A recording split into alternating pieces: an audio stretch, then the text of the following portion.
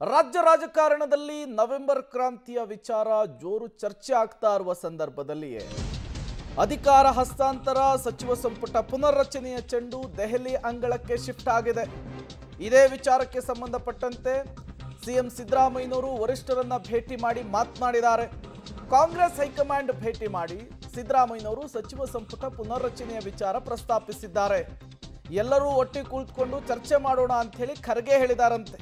ಅಗತ್ಯ ಬಿದ್ದರೆ ತಿಂಗಳಾಂತ್ಯದಲ್ಲಿ ನಾವೇ ಬರೋದಕ್ಕೆ ಹೇಳ್ತೇವೆ. ಆಗ ನೀವು ಡಿಸಿಎಂ ಒಟ್ಟಿಗೆ ದೆಹಲಿಗೆ ಬನ್ನಿ, ಚರ್ಚಿಸೋಣ. ರಾಹುಲ್, ವೇಣುಗೋಪಾಲ್, ಸುರ್ಜೇವಾಲಾ ಎಲ್ಲರೂ ಕೂಡ ಚರ್ಚೆಯಲ್ಲಿರಬೇಕು ಅಂತ ಹೇಳಿ ಎಐಸಿಸಿ ಅಧ್ಯಕ್ಷರಾಗಿರುವಂತಹ ಮಲ್ಲಿಕಾರ್ಜುನ್ ಖರ್ಗೆ ಅವರು ಸಿಎಂ ಸಿದ್ದರಾಮಯ್ಯನವರು ಹೇಳಿದಾರಂತೆ. ಇದೇ ಹೇಳಿಕೆ ತುಂಬಾ ಕುತೂಹಲಕ್ಕೆ ಕಾರಣವಾಗ್ತಾ ಇದೆ. ರಾಜ್ಯದಲ್ಲಿ ಕಾಂಗ್ರೆಸ್ ಅಧಿಕಾರಕ್ಕೆ ಬಂದು 2.5 ವರ್ಷ ತುಂಬುತ್ತಾ ಇದೆ.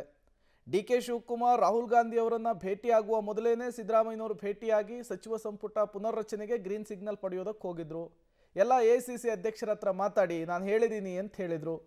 ಅವರ ಹೇಳಿಕೆ ಆಧರಿಸಿ ಇವತ್ತು ಎಐಸಿಸಿ ಅಧ್ಯಕ್ಷರನ್ನ ಸಿಎಂ ಸಿದ್ದರಾಮಯ್ಯನವರು ಭೇಟಿ ಮಾಡಿದಂತಹ ಸಂದರ್ಭದಲ್ಲಿ ಎಲ್ಲರೂ ಬರಲಿ, ಎಲ್ಲರೊಟ್ಟಿಗೂ ಚರ್ಚೆ ಮಾಡೋಣ, ಆಮೇಲೆ ಸಚಿವ ಸಂಪುಟ ಪುನರ್ರಚನೆನ ಏನು ಎಲ್ಲವನ್ನೂ ಕೂಡ ತೀರ್ಮಾನಿಸೋಣ ಅಂಥೇಳಿ ಆ ಸಸ್ಪೆನ್ಸ್ ಅನ್ನ ಕಂಟಿನ್ಯೂ ಮಾಡಿದ್ದಾರೆ.